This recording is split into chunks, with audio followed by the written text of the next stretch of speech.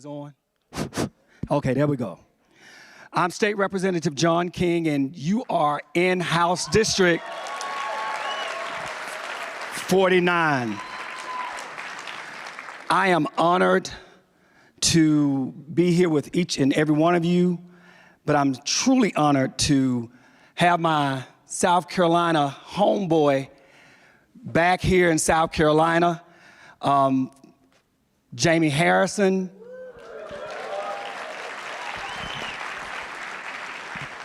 And we're truly excited to have the governor of California here.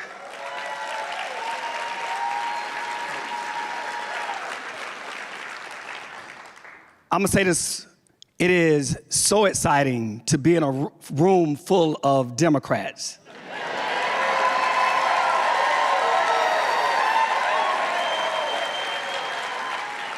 Being the only Democrat legislator in York County, it is exciting. At this time, let me welcome Jaime Harrison and Governor Newsom.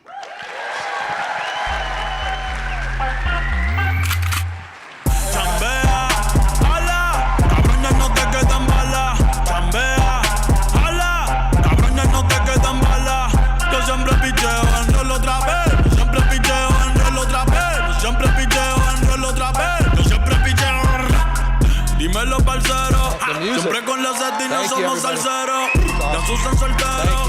Dijo que te va a ver aguacero. Is that your walk-on music? What is that? Oh, no. You know, I liked it. I liked it. A little West Coast. My walk-on What is is it? Michael Jackson, well, the Jacksons, Can You Feel It? Old school, Jamie. I appreciate that. No, I respect that. Can you feel it?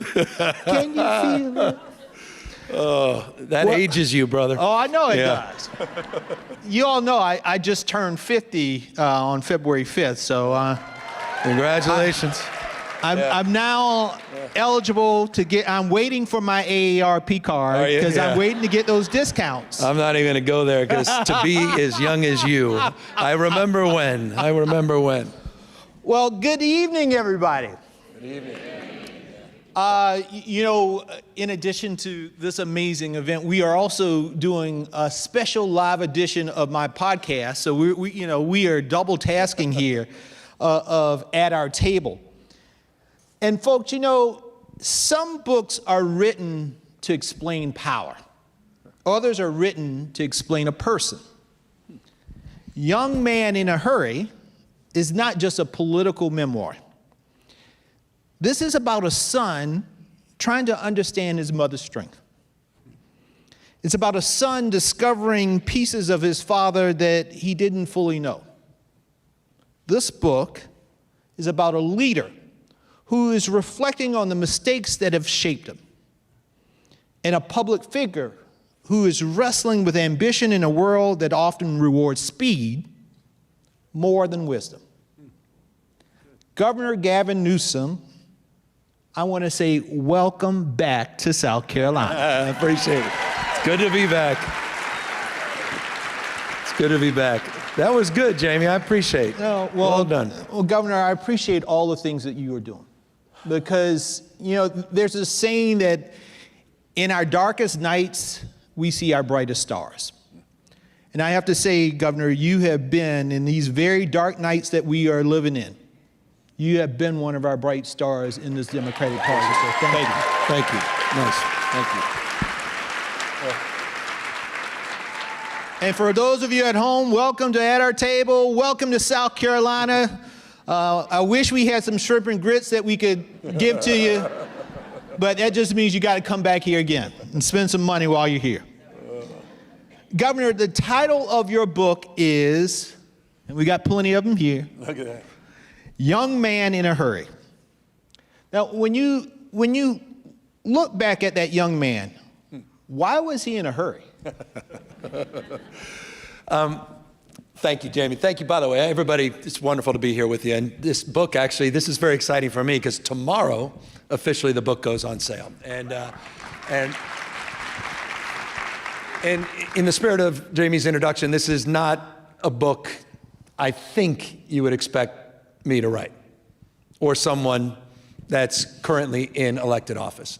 I tried to do something a little bit different because I think you introduced it quite well, to reflect on, not just any, alleged or, promoted triumphs, but failures, setbacks, the anxieties, my insecurities, my doubts, my fears, the things that shaped me, my parents, and also that shaped me today and the person I'm trying to become.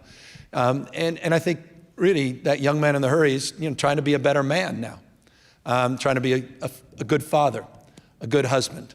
I'm trying to learn from the mistakes of the past. I'm trying to absorb the moment we're living in, but through the lens now of a deeper understanding relationship to the two people that shaped me disproportionately that are no longer here.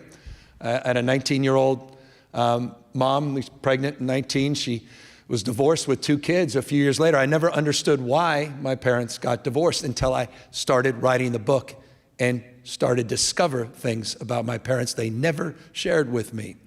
I have a father that survived just to see his son get elected governor of California and passed away a few weeks later. He was not expected to make it that long. And so much of my current trajectory was almost predetermined in ways that I never fully understood until I went through a process of discovery. Young Man in a Hurry, a memoir of discovery. As I went back and started to absorb and understand their motivations, their triumphs, their travails, and how they shaped me today. So when you think about the book and the process that you went through trying to discover yourself, did you figure out whether you were running towards something or away from something? I think always towards something. I think it was Oscar Wilde said, the first, obligation of life is to, have a pose. And the second, no one's ever really figured out. And I'm in that second phase. I'm trying to figure it out. But I assumed a pose.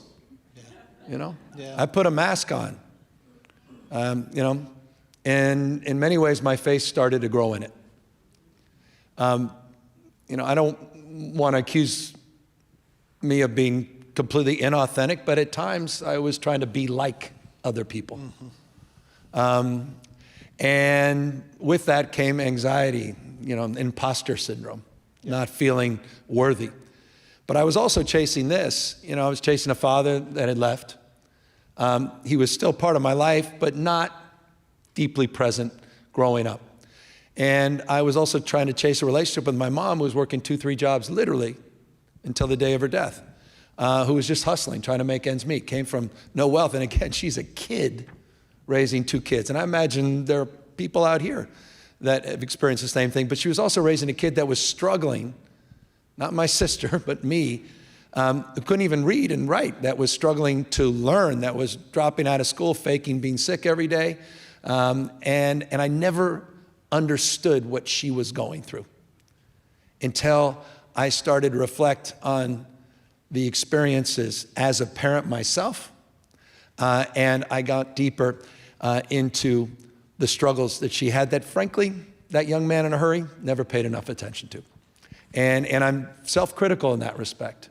I talked, Jamie and I were talking a moment ago, and there's a lot of stories in this book, and perhaps the most painful one is being there for my mom when she took her last breath.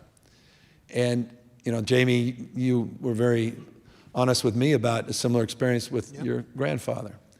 And I think this sums up, and this again is not the kind of book you'd write in politics to promote yourself.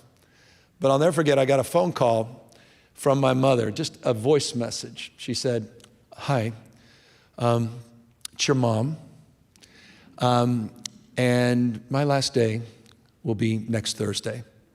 If you're interested, you may want to drop by." And so I pick up this voicemail, and I literally did what any good son with a sister would do. I called my sister. I said, "Well, what's going on?" And my sister said, "You've been too busy to know, but you better figure it out." And my mother had committed to an assisted suicide, which was illegal at the time. And I appreciate people of faith and different opinions. I deeply respect that. But I hope you also respect the journey she was on. Her breast cancer metastasized. She was in such deep pain. Every day was a struggle. It was excruciating. And she found a brave doctor who was good enough and willing enough to be there to support her through this transition. And it was that week, you know, I started to take the mask off. Started to reflect on, you know, who am I becoming? You know, what kind of son have I been? It was always about what kind of mom. Mom need this, I need this. It was a one-way thing. And I was there with her as she took that last breath. And I describe it in the book. And, you know, I don't want to get too maudlin and too in the details except to say it was the worst experience anyone can have. There was nothing romantic about it. You know, it wasn't like a movie where, you know, and the music and the credits. It was a gasp. It was the horror, the exhale, inhale. But it was also, as I wrote this book, it became cathartic because I started to realize that hand. Yes. Right? Yeah. My hand. That breath is my breath. And I am because she was. And I never loved her more. And I just wish I was around to tell her that. And so, you know, the book expresses that as well. And it allows me to live more in the moment today with my kids and those precious moments with our loved ones. Well, Governor, I told you in the back, I sort of experienced a similar thing. I was working on the Capitol Hill at the time. My grandfather was here in South Carolina. He had diabetes and had complications, and all of a sudden his health slipped. And so I remember talking with Congressman Clyburn and saying, you know, my grandfather's really sick. I think I need to go back to Orangeburg. And he said, go. And I went there, and he was in the hospital.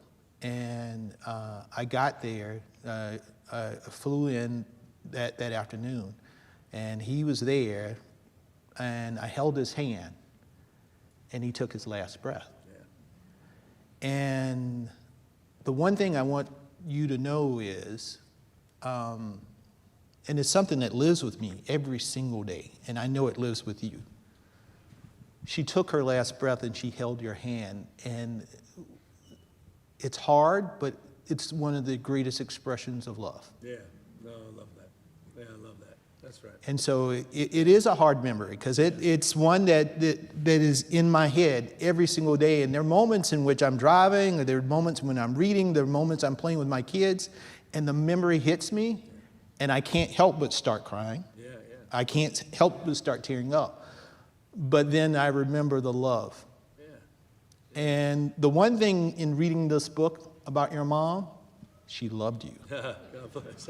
Yes, she loved you, and it's just powerful. There's this one story in which you talked about having a tough little league game. Oh gosh. And your mom, after the game, takes you with a bucket of baseballs. Because she was a heck of an athlete as well. She was a great athlete. So I'm in Little League, and you know, anyone who plays baseball and as a Little Leaguer, I played right field.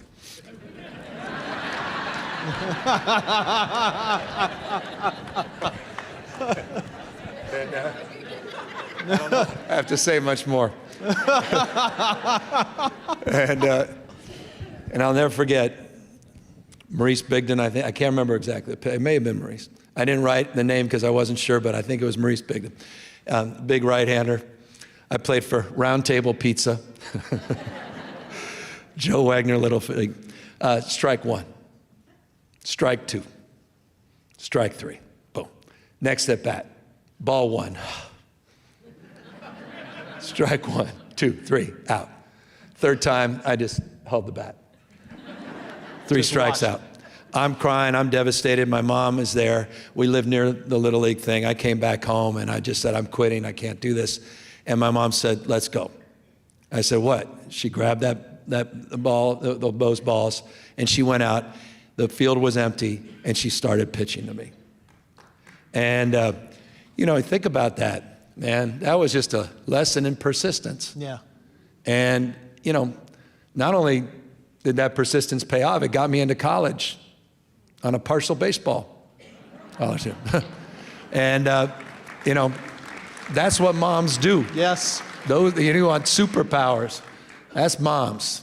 That, you know, I mean, and how blessed am I? I mean, that's the grit. Just this, you know, and it's your point, just fierce. But, you know, it was hard. You know, I was saying, you know, when you got learning disability, where you quite literally, I mean, and, you know, I joke about I'm in the wrong profession today because I can't read a speech.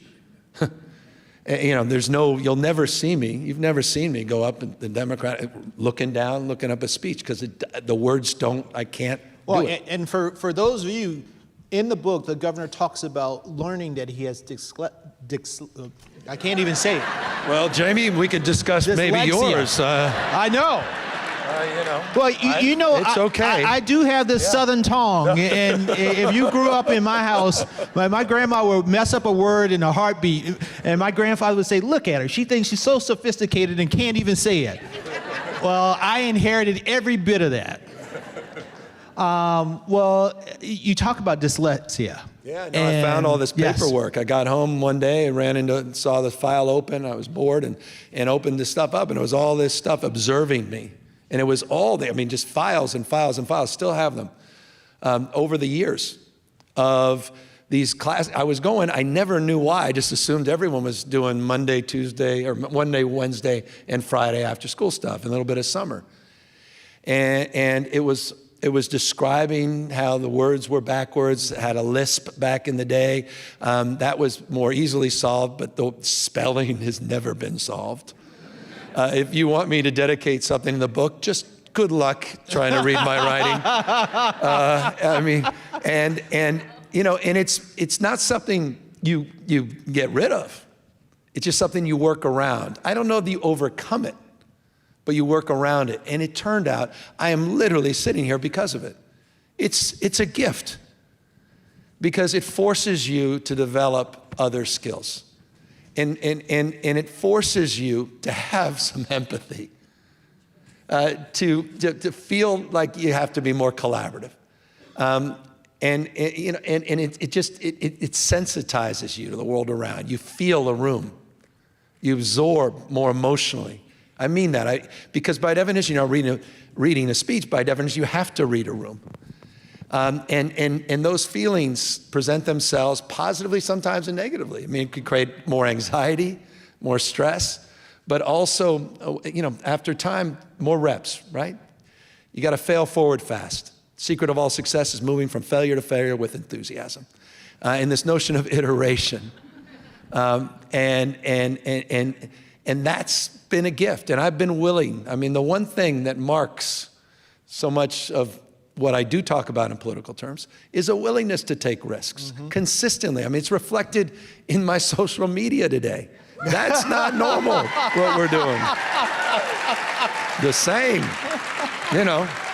I know, forgive me, some of you may not like it. Wash his mouth out with soap. But thank you. I mean, yeah, we can maybe get into that if you want a little bit more. Yeah. That's right. Few more things about the book, and then we'll get into some current. Okay, then we are going to get into all that. Yeah, I don't want your publishers to be like, that Jamie didn't even bring up the damn book. Bring up the damn book. I want to talk about ice, which we'll talk about. But in the book, you said that you write about learning about things about your parents that you did not fully understand growing up. Yeah. What surprised you the most? Well, my mom, how she grew up. She didn't speak for almost 5 years. I thought, okay, that can't be true. I talked to her two sisters. It was true. She had a little gibberish, a little language she used. She was so quiet. Her father, my grandfather, had a real drinking problem. And there's a scene where he took his two twin daughters, my mom and her sister, and put a gun to their head at the fireplace. And my grandmother walked in, calmed him down, put him right to bed. He passed out. He came back from Corregidor. He marched, we talk a lot about the Bataan Death March, but the Corregidor March, and was a prisoner of war for years and years. I didn't know all this. Memoir of discovery. I learned about Arthur Menzies. He took his own life, committed suicide.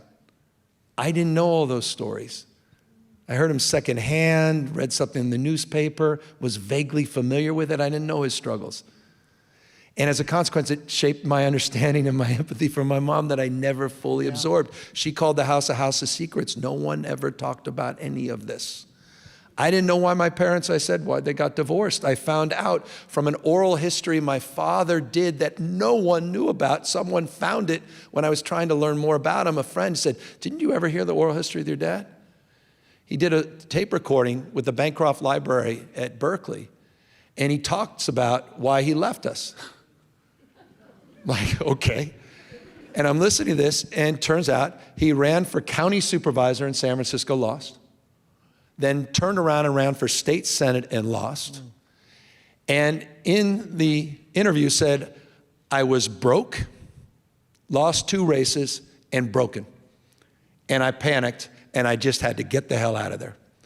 And moved up towards Lake Tahoe, Truckee region, where he became an attorney. And it explains why my mother, Jamie, Hated politics. And she told me I never understood it. Up until her last days, she said, I don't want you to get in politics. And I never understood it. Was I not good at it? And it never fully shaped me to then understand that's the damn origin story, so much of it. Again, that's the gift of doing something like this. I hope it's a gift you can give yourself. All of you. You all have stories to tell, things to discover that understand, that can motivate you also, that can also, give you grace. Let things go. We're just so anxious, so stressed, just always trying to compare ourselves, that thief to all happiness, right? Comparison. And once you start to understand, then you can be understood. And that's the mask I'm starting to take off. And I feel reflected in that social media, reflected in this memoir and my understanding of my past a little bit more and my present, just letting it go, just be myself. It's messy. A lot of you may not have shown up if you had actually read it. But it's me. It's me, and that's all I can be. You think about, yes. You think about the coin that you had. It's 2 sides of a coin, right? On one side, your mom hated politics. On the other side, your dad was infatuated with politics. And when you first got your first position, he was the person who actually swore you in, right? County supervisors for a role that he lost. Well, they swore me in for a different reason. Oh. In the book, I briefly described, I am here because of my parents, but I'm also here in political terms because of one extraordinary human being. Willie Brown. Willie Brown. And for those that don't know Willie Brown, you wouldn't know Kamala Harris without Willie Brown. Kamala and I both got elected the same day. She was district attorney. I was mayor.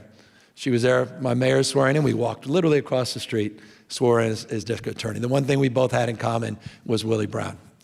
A friend, a supporter, a mentor, a legend in California politics. Let me just briefly describe you. He was Speaker of the Assembly in the state of California.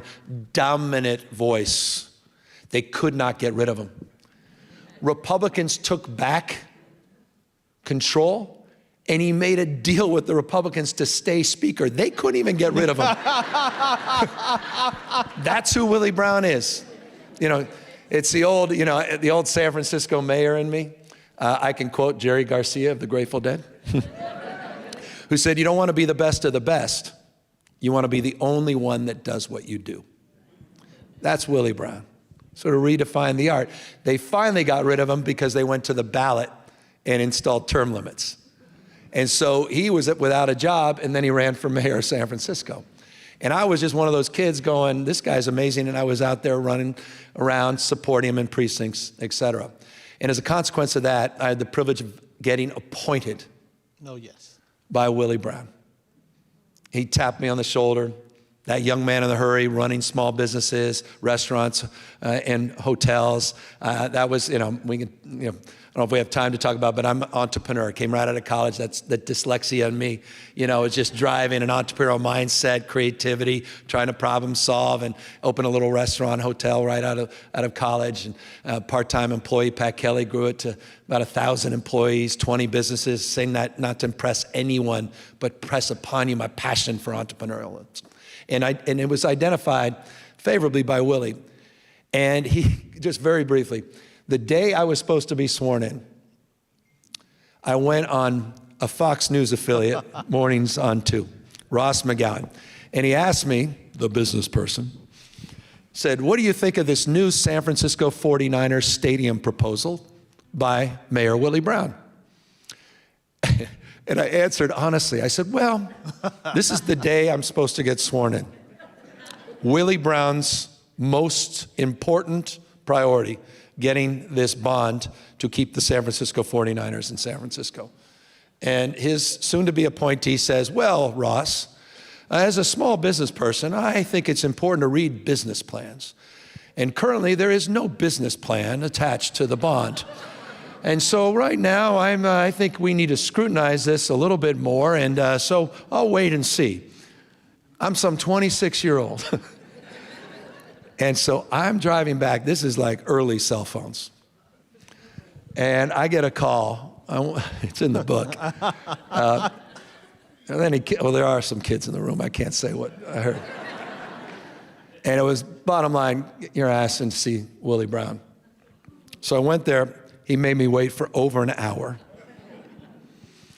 And I just remember all these posters of Willie on cover of Time and Newsweek. I'm like, the whole intimidation factor. And he finally gives me in, and I got a schooling of the Willie Brown I bet time. you did. And I describe it in detail. I always said, young man, you have not walked one precinct, you have not walked on one door, you have not received one check, you have not earned one vote. Until you do so, you must understand how this works. You are an appointee of mine, and this is among my most important priorities. Anyway, it reads much more eloquently than this. There's three, in fact. I walked out of there, I said, I can't do this. I remember I called my dad, I said, I can't do this. I'm just not cracked up for this. And my dad said, you got to do it. And eventually, my dad said, why don't I swear you in? And so he ended up swearing me in that night. The amazing thing, I love this. This is Willie Brown. 2 weeks later, that was one of my first votes. And the vote came. Don't judge me. Read the book. The vote came, and I said, the bond deal, I said, is not a good deal. It's a great deal. For San Francisco. And when a reporter asked Willie Brown, he said, well, why did this new supervisor flip? He said, he did not flip. He was just not acquainted with all of the facts. And so that was my first foray into politics. And those are the lessons, and the integrity or lack thereof of that, right? How you balance those things, how you work through those things, how you become your own person. That's the mask you put on. What's my relationship to him versus the people I serve? Those in power, those that are powerless. Am I representing my mom or am I representing my father? This duality, two different worlds. My father, privileged, doors that are opened. He was on the California Court of Appeals. He was an activist judge, but well-respected judge. Very close to a very wealthy family, the Getty family, which opened doors for me. But the door that was open and shut more often than any others was my mom's, that again, truly shaped perhaps the most formidable part of me. There was something that you did when you became mayor. You talk about in the book having, she was then leader, Democratic leader Nancy Pelosi invite you to the State of Union address with George W. Bush. And during this address, No one booed? I'm surprised. What kind of audience are we? See, y'all miss him over Trump. Who would have ever thought? I'm just saying. Who would have ever thought? Wow. That folks would take George W. Bush over Donald Trump. Wow. It's amazing how the world turns, huh? And in that, he talked about, about same-sex marriages and that it was pretty much an abomination, should not happen, all this other stuff. Yeah. And you then left there feeling, as the mayor of San Francisco, that you needed to do something. Yeah. So, and when you did, when you moved forward with same-sex marriage, even allies urged caution, even members of your family, right? Your dad. Old Irish Catholic, come on. Yes. So how do you know when bold becomes reckless and when caution becomes cowardice? Now we know why he has a podcast. I'll never forget, the Archbishop of San Francisco said the worst mistake he ever made was endorsing my candidacy for mayor, which I didn't know he can do. But it gives you a sense of the flavor, a sort of the west side of San Francisco. That's how I got elected. So the last thing anyone expected was that I was going to start marrying same-sex couples weeks after getting sworn in for office. I'm the youngest mayor in about 100 years. Everybody was giving me advice. Young man, it's always the right time to do the right thing. Just do what you think is right. And there I was at the State of the Union. I was actually not intending to go to the State of the Union. I was invited by Nancy to meet the California congressional delegation as a newly elected mayor, and happened to be the same night the State of the Union. I was going to leave, go back to the hotel room, head back to San Francisco, and Nancy said, you know what, you want to stay? Was doing a meeting with the delegation right before. She said, Paul, her husband, he's not going to go, and I have an extra ticket. And so I said, that's amazing. Took the ticket, sat there, and listened to that speech. It was a hell of a speech. It was a re-election speech for George Bush, and it ended, as Jamie said, focusing on the issue of marriages between a man and a woman, and the president was supporting a constitutional amendment to codify that. All that being said, we go back out inside the chambers. You can't have cell phones, and we all have to wait in line to get our cell phones. And there was a couple right behind me, true story, and they were just so proud of the speech. And I'll never forget the way they said it. They were saying, I am so sick of the homosexual agenda. And I looked around, and the way they said homosexual was such contempt. And I wanted to introduce myself. Hi, I'm the mayor of San Francisco. But I didn't do that, didn't have the courage. Instead, I picked up the phone, and as everybody's exiting right, I exited left. And I'll never forget, because I couldn't get back in. And I was outside the Capitol, and I called my chief of staff. I said, we need to do something about this. And I'll tell you, Jamie, not dissimilar to what I felt after what happened in Texas with Greg Abbott. What are we going to do about this? The same thing went through my mind. Do I write an op-ed? Do I express concern, try to win a debate? Or we do something more meaningful? And what happened eventually was we decided just to marry one couple, and we were going to file a lawsuit on the constitutionality. Phyllis Lyon and Del Martin. They'd been together 49 years. The manifestation of faith, love, devotion, and constancy, what marriage is all about. And we tried to do it, ironically, in a professional way where it wasn't politicized. Meaning I wasn't involved. It was the county clerk who worked with Jesse Jackson, the Rainbow Coalition. She was a great civil rights leader in her own right, Mabel Tang, and she would do it and conduct it normally. And I was upstairs, and I'll never forget, I gave them a constitution after they came up, after getting married. I said, thank you for making these words real. And we were able to do that, notwithstanding the fact that the Bush administration, the governor at the time, Republican, were all expressing condemnation and indignation when they heard that this was going to happen. And they said they were going to federal court, which is across the street from City Hall. And they were going in at 9 o'clock to get a temporary restraining order to stop this lawlessness of the mayor. And then I realized, wait, I'm the mayor. I can open City Hall up anytime I want. And so we opened City Hall up at like 7:30, 8 in the morning, and we snuck in before the federal courts were open, and we did the first marriage. About 9:30, 9:45, we're waiting, bated breath, what's gonna happen with the federal order, and the judge comes out with an order saying there's no irreparable harm being done. And long story short, there were a few other couples there, friends of Phyllis and Dell, and they're like, well, we've been together 30 years. And we're like, okay. Well, a month goes by, 4,036 couples from 46 states and 6 countries got married in the winter of love in San Francisco. But one thing there wasn't, Jamie, love from the Democratic Party. Well, I wasn't chair then, so can't blame me. Those same people were saying it's always the right time to do the right thing. And it was that was a wake-up call for me. Mm-hmm. That was a moment. But I'll tell you, the moments that define that are not the friction there. And eventually, these same leaders all came along a few years later. And I'm grateful for that, and they're remarkable leaders in their own right. But what was so remarkable was how unremarkable that month was. It was your cousin, your aunt, your uncle, your pilot, firefighters, doctors, lawyers. It was Uncle John and his old friend, Bob. And you go back, there's not one image of that that's ever been able to be exploited. They couldn't. And I tried not to get involved. I told you about the politics of this. It was hard. I mean, they were calling for my head. I mean, it was intense. And I'll never forget, I finally, because of all the cheers, you can feel this, but I never felt it because I wasn't part of what was happening in City Hall. And I'll never forget walking out. And I just wanted experience for a second.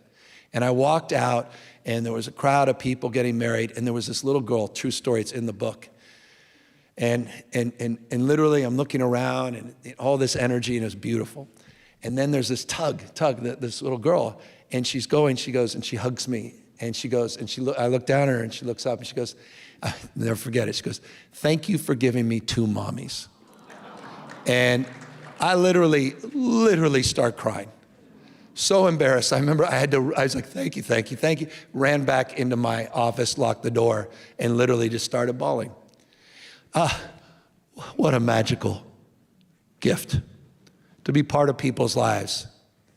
And that's the gift of public service. And even if you get one of those in life, that's having made it. And for me, that just shifted everything. These magical moments, human beings, families, love. We all want to be loved. We all need to be loved. And it was one of the most exhilarating and thrilling things that I've ever been associated with, despite the fact that it created friction and backlash. And I'm not naive about that in the frame of your question. Well, and I want to, so I'm going to bring this into sort of the national moment, because I know these people have been itching to get there too. I don't have much to say about things nationally. I tend to be a little timid. And because we're talking about the Democratic Party right now, I do want to go into this, because there's been a debate right now about a national conversation within our party about generational leadership. Now, there's some who are saying, you were a young mayor, and because you were young, it was the reason why you pushed in order to change. There are some that say it's not about age, but it's about mindset. What's your thought on that?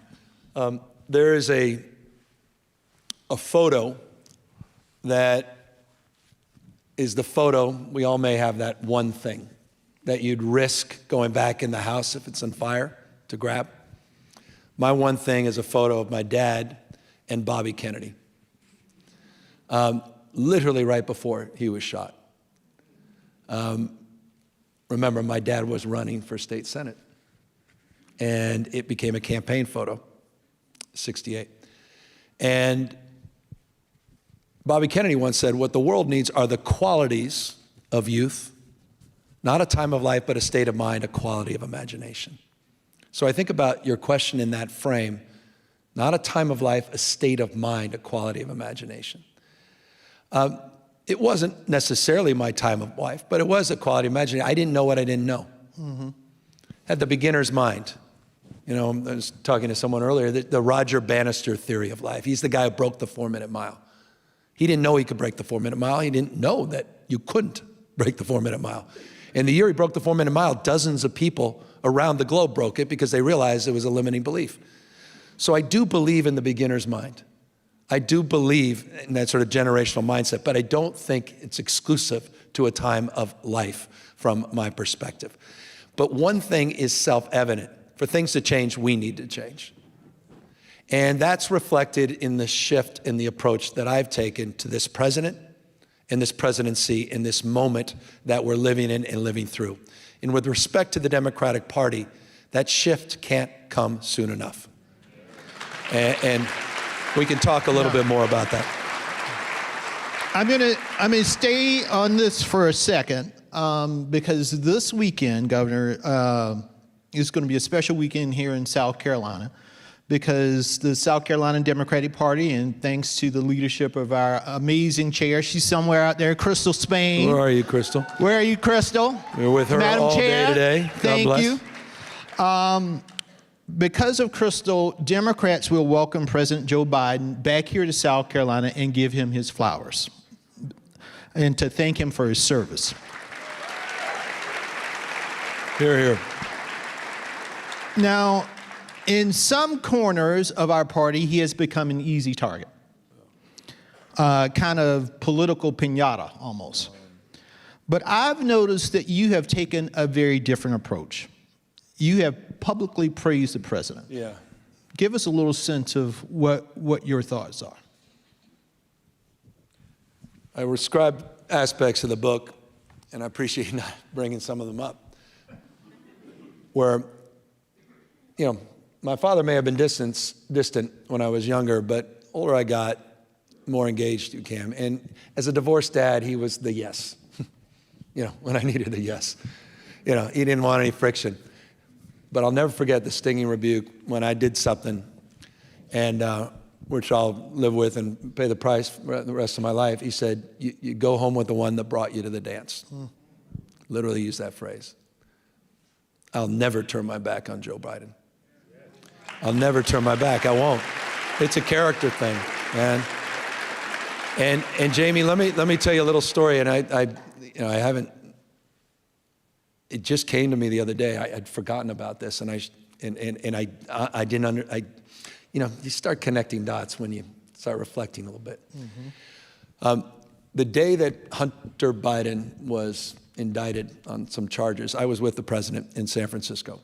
He was at the Fairmont Hotel. We were about to announce, and I was part of a panel, his AI executive order. We had been working, California-led, with the first AI executive order in the nation. We were working closely with the administration on it, and we were braiding and knitting it with what the president was about to announce. He showed up a little bit late and a little distraught, and we didn't realize what was going on until we found out moments before we started the press conference. The president read a statement. Press spray came in. Everybody left. Then we left with the president in the motorcade and got on Marine One to fly to a fundraiser across the Golden Gate Bridge.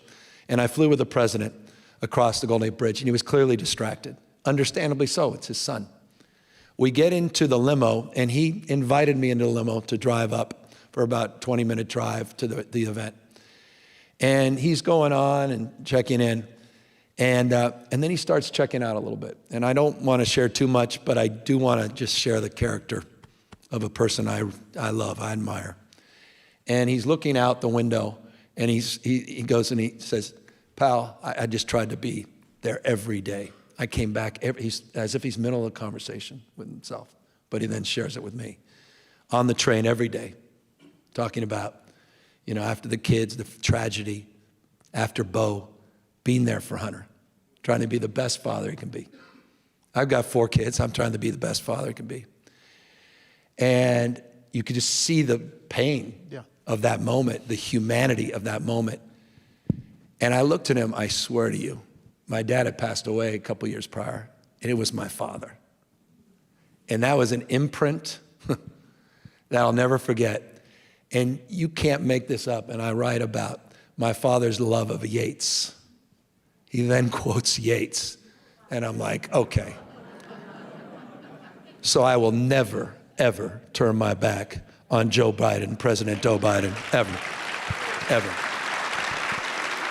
You know, Governor, in these times in which we see what a bad man is,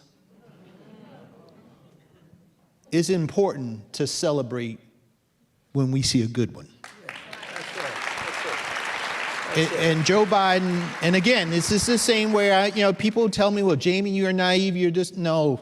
When you see a good and a decent man who tries to do his best, and sometimes you fail when you try to do your best, you still celebrate them and you appreciate them because you know what the flip side of that coin is. Yeah.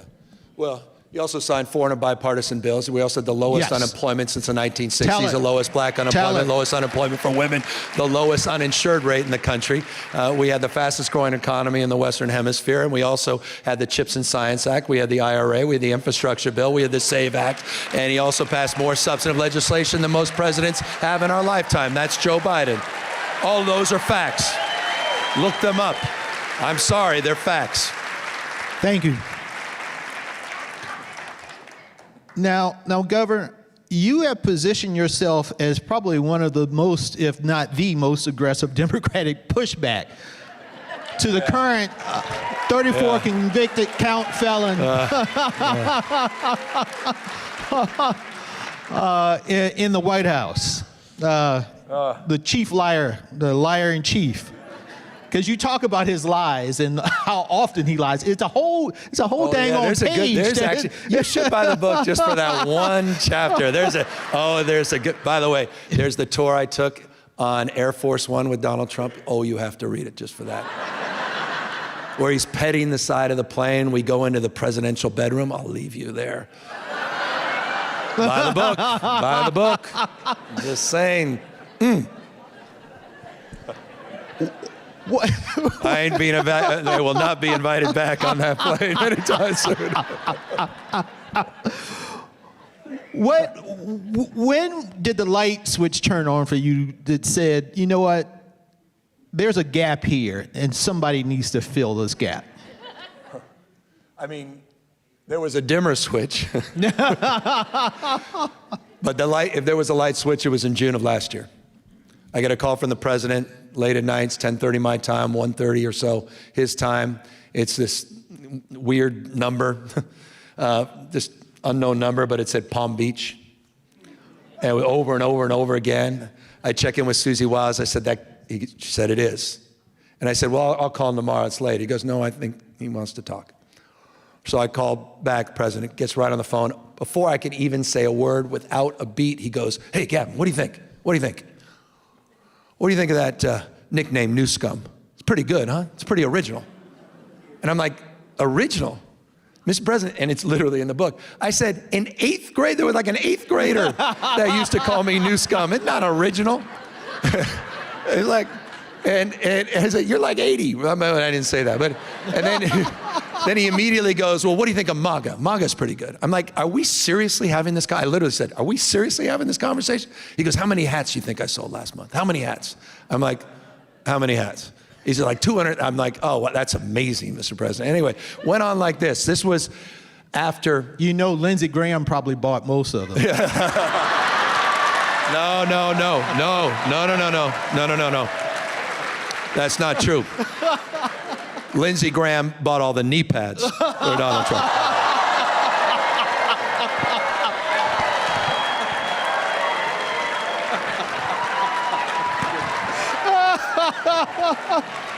Forgive me. He also has a lot of flip-flops too, so.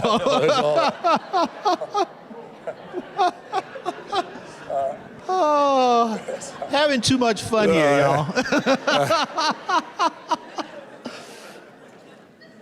12 hours after that 17-minute conversation, I wake up, my staff calls, said, did you see the Truth Social? And it says, the president says, I read Newsom, the Riot Act. And now we're going to federalize the National Guard in his state. 4,000 National Guard were ultimately federalized in my state, 700 active duty Marines, were sent, not overseas, were sent to the second largest city in the United States. He had militarized the second largest city in the United States of America. Remember, that's where all of this started first. It was literally the line that crossed where I shifted everything, where we shifted our approach, our tonality, our engagement. And it was the line that we now have seen crossed. I said it at the time. We said this is a preview of things to come. You saw it in DC, you saw it in Chicago, you saw it in Minnesota. You're seeing it in places, including here, all across the United States. This guy is not screwing around. And that was the moment that I felt we needed to put a mirror up to Donald Trump in a different way. I get it. I want to talk about tabletop issues. I want to talk about my 10-point plans. I want to talk about the future and a positive alternative vision and economic vision where everyone feels included and we can address the systemic problems of our time. Yes, we all want to get to that. But right now, we may lose our country. We may not be able to celebrate, this historic project of our founding fathers next year as we know it. The best of Roman Republic, the best of Greek democracy, co-equal branches of government, popular sovereignty, the rule of law, not the rule of Don. And I hope it's dawning on everybody. I hope it's dawning. I think it's dawning on everyone. People are starting to understand these lines that are being crossed on a daily basis, an hourly basis. So we decided to put that mirror up. And yes, in all caps. To the absurdity of Trump. Dressing up as the Pope, dressing up as Superman, putting his picture up there on Mount Rushmore, belittling and demeaning people every single day. And when we did that, we also exposed his enablers. We exposed Fox News and Sean Hannity and Laura Ingraham and Jesse Waters and all of those that are complicit on this propaganda network. You saw what happened at Fox. They must have done 60 segments on this. So sick were they that the governor would act so immaturely, really. So ignorant to their own complicity, so situationally unaware. They've allowed this normalization, this invasive species of sorts into our lives. A guy who's going after institutions that have one thing in common, institutions that cultivate individual and independent thinking. I joke about those knee pads. By the way, we sell knee pads. We got new ones just came in. It's on my Patriot site. You can look it up right now. We have new Trump signature series knee pads because the first one sold out. Just like our law firms sold out, just like our universities were selling out, just like corporations are selling out, just like the media has been selling out to Donald Trump and bending a knee. We've got to call this out. We can lose our republic. We will lose our country. We've got to stand up. So that's what was reflected after that call that Trump made to Greg Abbott, where he said he's entitled to 5 seats because he knows he's going to get shellacked in the midterm elections. He knows he's going to lose in the midterm elections. So what does he do? He does what he always does. He did what he did on January 6th, where he tried to wreck this country like democracy on fire. I was in Fulton County yesterday, who of course called the Secretary of State there, demanding 11,000, 12,000 votes. That's exactly what he did with Greg Abbott. He's trying to rig the election in 2026 before one vote is cast. The difference is the die was cast in my mind.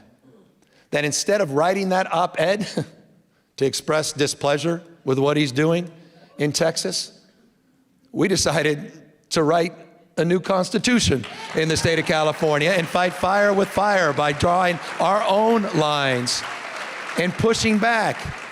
And it's just a different approach. I love my party. Jamie, I love our party. But we're so, we kind of get a little consumed with winning arguments while they're consolidating power. Yes. These guys are ruthless. They're ruthless. There will not be a fair and free election in the United States of America as we know it unless we win back the House of Representatives this November. He's not screwing around. In Fulton County yesterday, I met with the commissioners there. He's not screwing around. He's trying to nationalize election one day, 2 days later says, oh, it's just in 15 blue states. This SAVE Act and what he's trying to do, very familiar here in South Carolina. Yes. Yes. It's not just about ID, it's about registration and who should vote, who can vote. This is happening on our watch in real time in the United States of America 2026. For things to change, we need to change. So my approach changed. That switch came off. It was a bright light, not darkness. It was daylight. Do something different. Call this out. Fight fire with fire. And you know what happens? It's always the case. Also use humor. You know what all fascists and dictators have in common?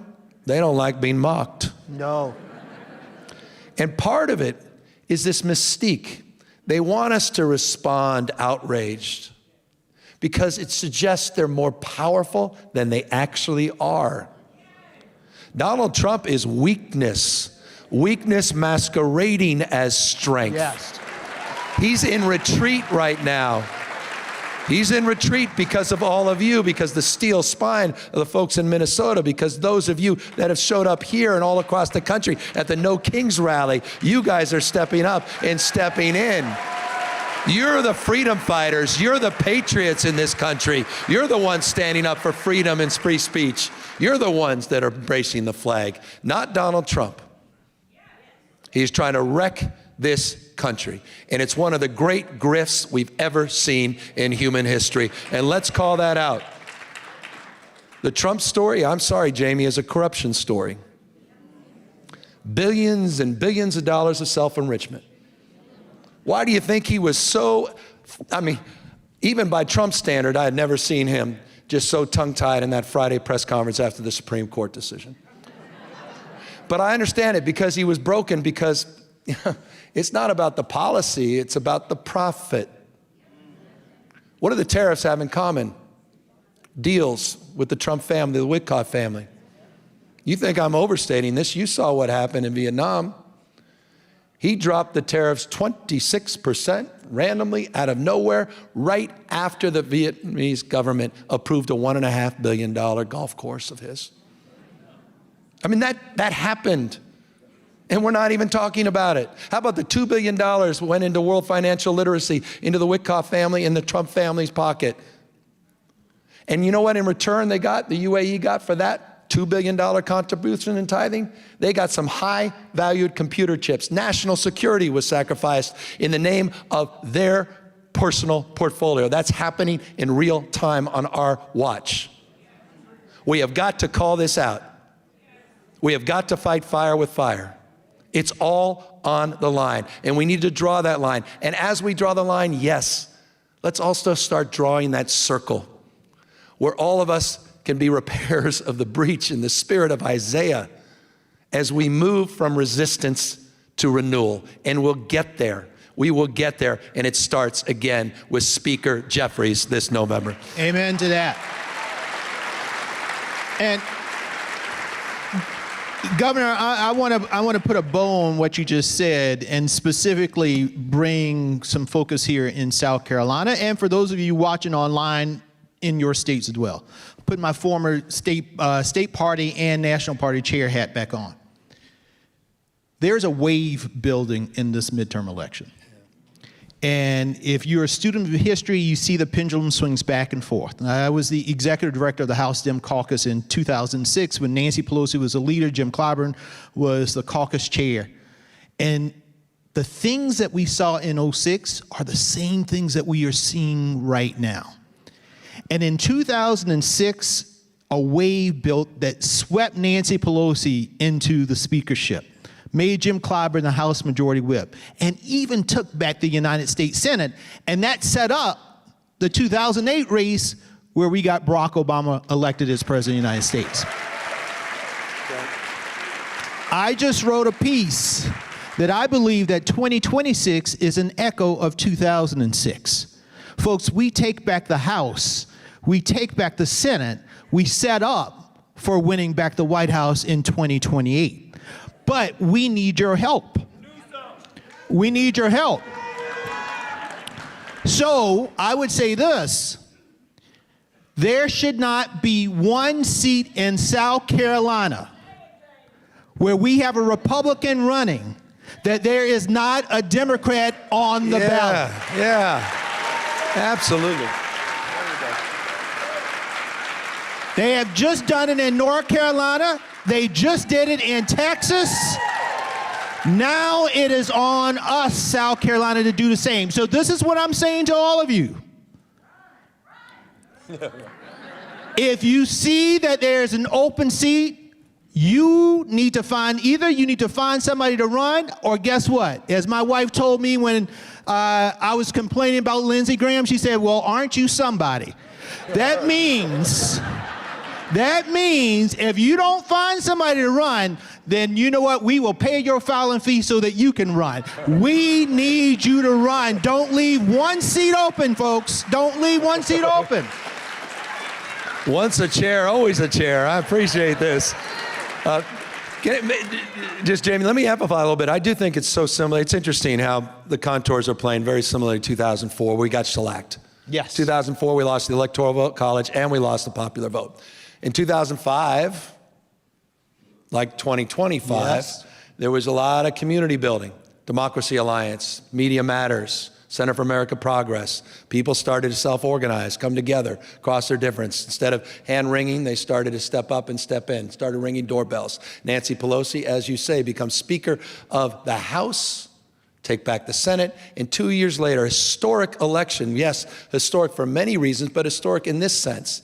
For the first time since 1964, the President of the United States got 53% of the vote, got more than 50% of the vote in this landslide election by the name of Barack Obama. The contours and tenets are so similar to what's going on today. But again, it's the hard work. You're not bystanders in this. You have agency. I say this all the time. The future is not something to experience. It's something to manifest. It's decisions, not conditions, that determine our fate and future. And so it's up to all of us to make that so.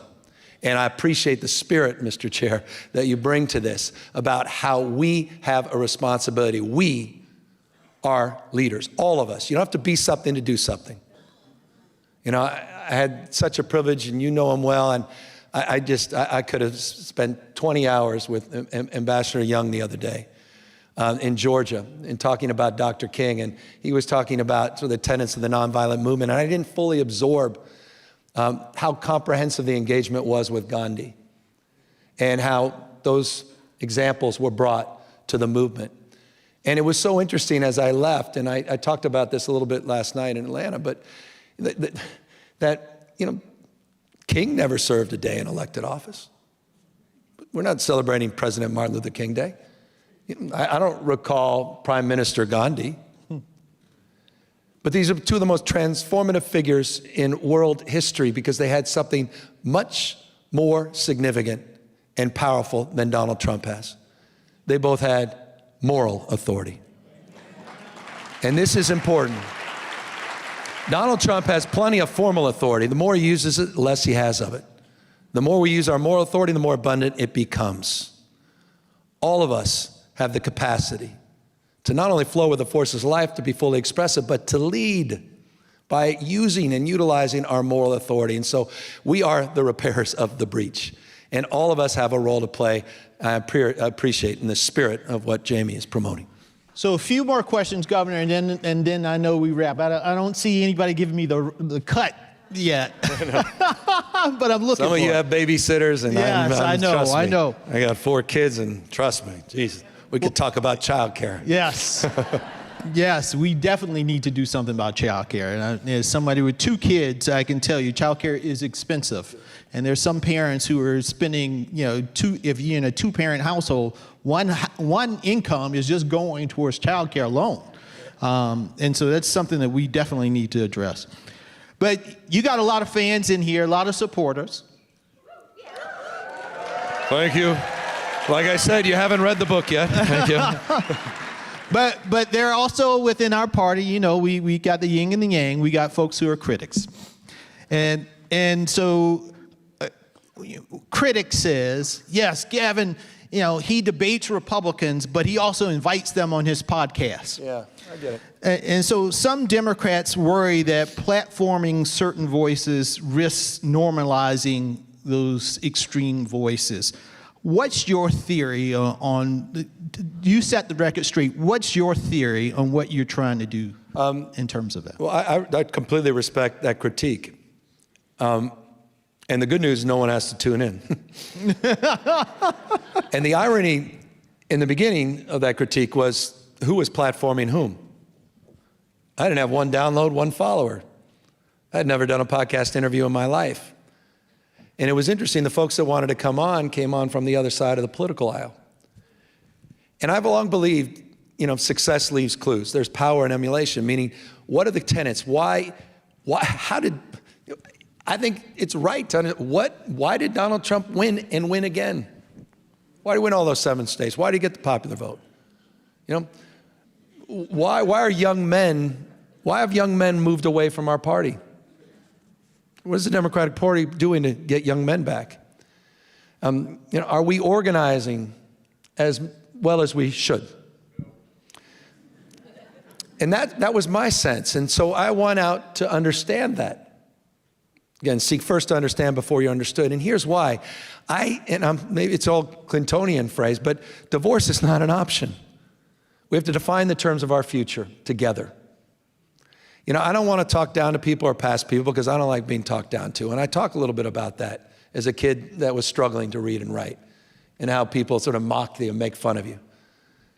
And it's shaped. My mom worked for Aid to Adoption of Special Kids, the DeBolt family, kids with developmental and intellectual disabilities. When you mock people with disabilities, you other people. That's why I did that debate with Ron DeSantis. What he was doing. Talk about rewriting history, censoring historical facts, rewriting social studies books by taking out the race of Rosa Parks. That happened in Florida until you stopped it, but it happened in Florida.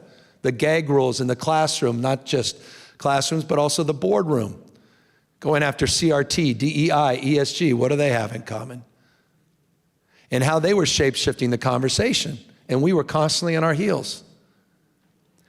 So this notion of trying to understand so that we can more successfully compete and succeed is at the core of who I am. The show's called This is Gavin Newsom because that's who I am.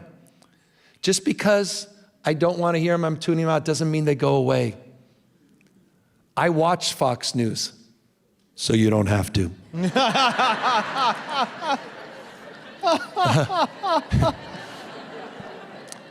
And that's why I did that. I debated 3 people, really. I debated the network, Sean Hannity, and DeSantis with that debate. But I was willing to do it.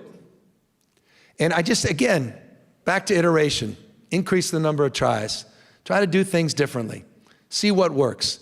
And if I have the arrows in the back, fine, then someone can step over me and go further. But I'm just willing, and that doesn't make me better. Maybe naive, maybe critical, and say, but it's who I am. And I just think it's important at this moment because it's all on the line and we can't continue to do what we've done. We can't. We have to do things differently.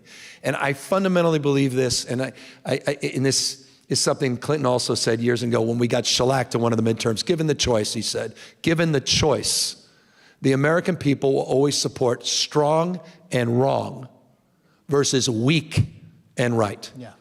We need to be stronger as a party, more disciplined, more aggressive, go on the offensive, define the terms of the engagement. We've got to win the narrative. It's about attention.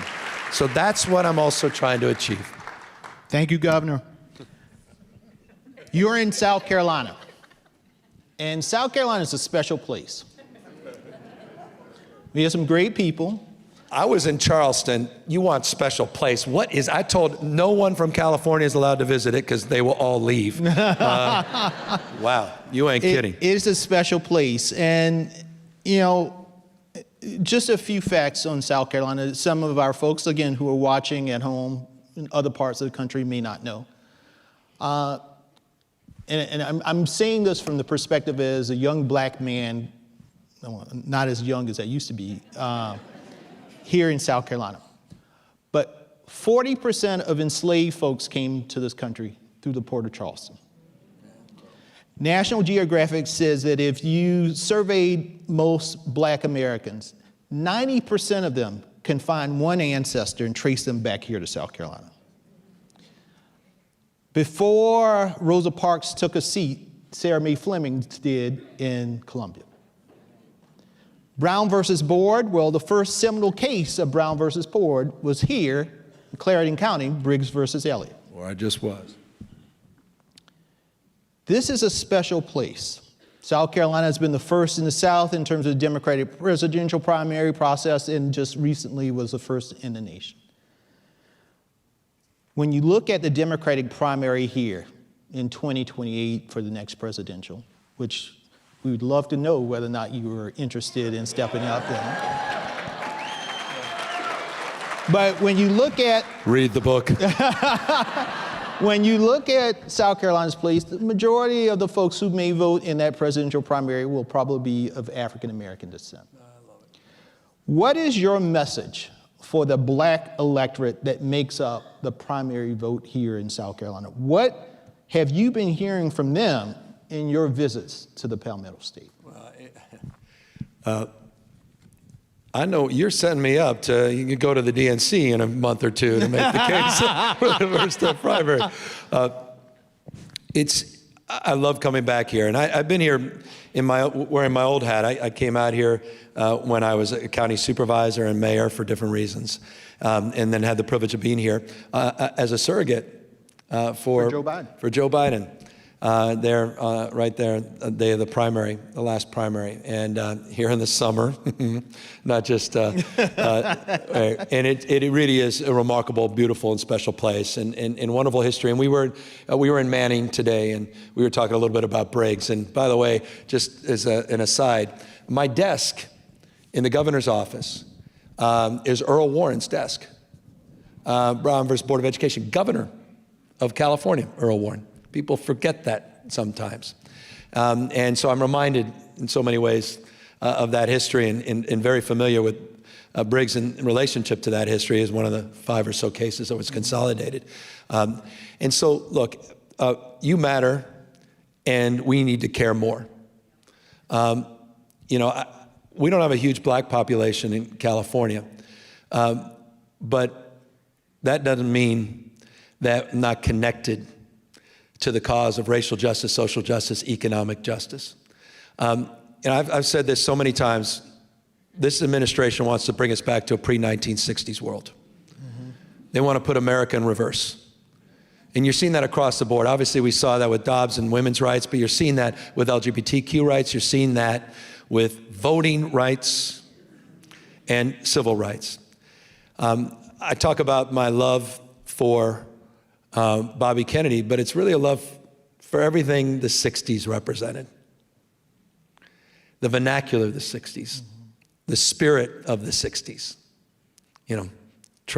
Just triumph and tragedy.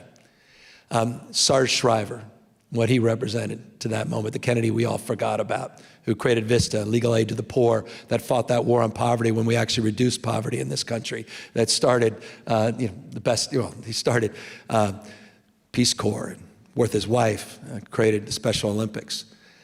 We talk about Dr. King and what he represented. I talked about my relationship to the moment where we started marrying same-sex couples. My first press conference, I literally quoted from letters in Birmingham jail. It's always the right time to do the right thing.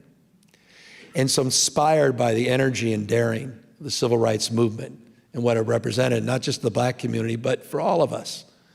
And that spirit of King, that we're all bound together by a web of mutuality.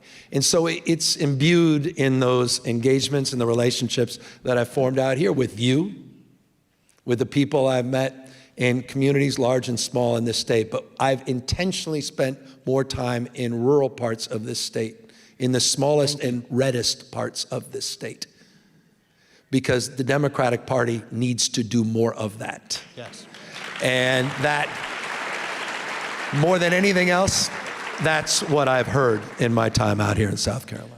So before we close, on my podcast every week, every Tuesday, at our table, we give out an award. and we call it... You want a peace prize tonight, sir? What do you want? Wow, Jamie. Jesus, you're not... Trump's not the only one, huh? We give out an award.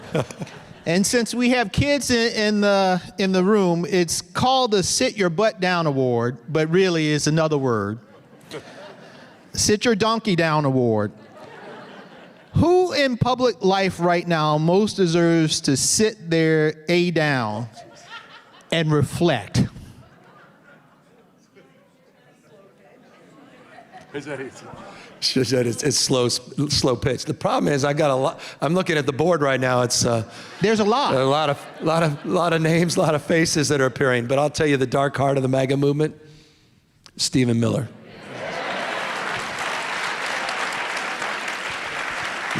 Stephen Miller, you are this week's recipient of the Sit Your A Down Award. Last question. If your mom was watching tonight, which I know she is, what would she tell you to remember?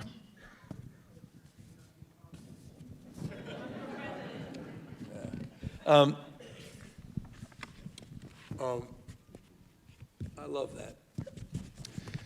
You know, I think for her, she was always striving for a deeper connection with her family.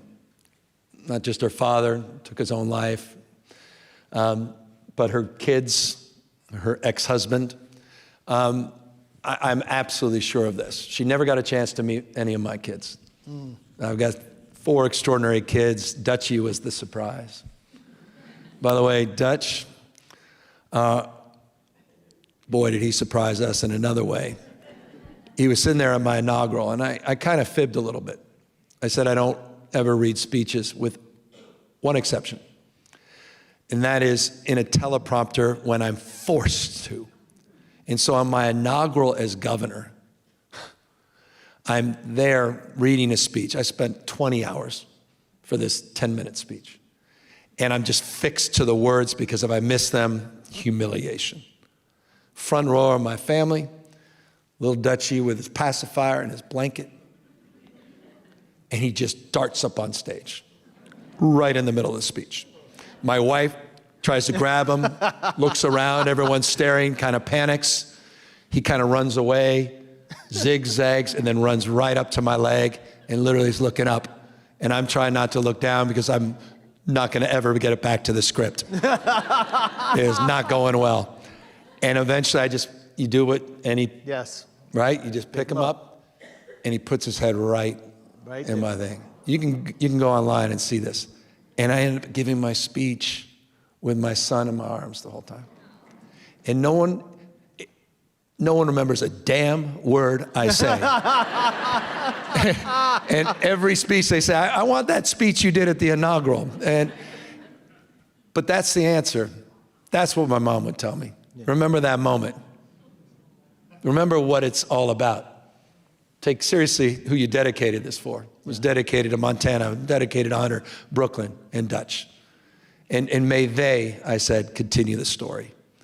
And that's the journey I've been on, this journey of discovery, this journey of love and redemption, of renewal, dare I say. And that's the journey she would want me always to come back to be a great father and to be a great husband.